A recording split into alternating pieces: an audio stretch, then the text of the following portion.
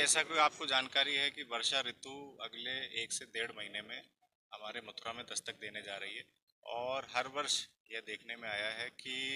कुछ हमारे choke points हैं जिसकी वजह से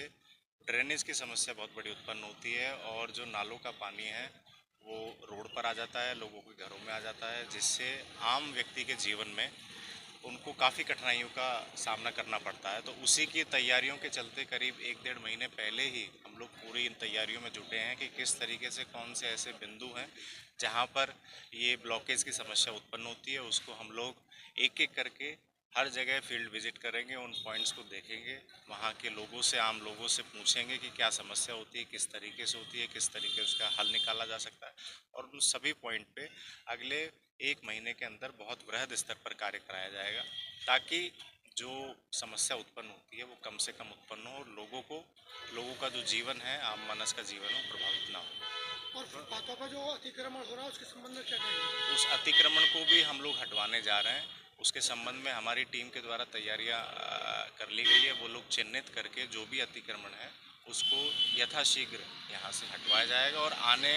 और भी जितने बिंदु हैं हमारे इस तरीके के, सब हम लोग विजिट करने जा रहे हैं और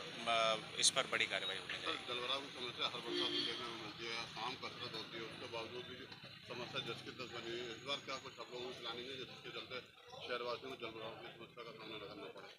जी देखिए, हमारे सबसे ज़्यादा जो जल भराव की समस्या होती है वो दो प्रमुख बिंदु हैं। एक तो जो नया बस स्टेशन के पास है और भूतेश्वर तिराहा के पीछे जो अंडरपास की पुलिया है, वहाँ पर सबसे ज़्यादा जल भराव की समस्या होती है। दोनों के संबंध में हम लोगों ने एक वृहद प्लानिंग करके एक डीपीआर शासन में भेजी है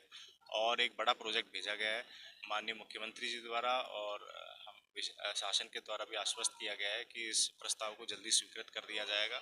संभवतः ये अगले 1 साल में कार्य पूर्ण कर लिया जाएगा और इस बार लोगों को समस्याएं कम से कम हो, तो हम लोग प्रिवेंटिव तैयारी कर रहे हैं कि जैसे आप देख रहे हैं कि एक-एक बिंदु को हम लोग विजिट कर रहे हैं, तो इस तरीके से हम लोग करेंगे कि समस्या कम से कम हो और लॉन्ग टर्म की प्लानिंग हम लोग अपनी पूरी कर रहे हैं कि भविष्य में कभी इस प्रकार की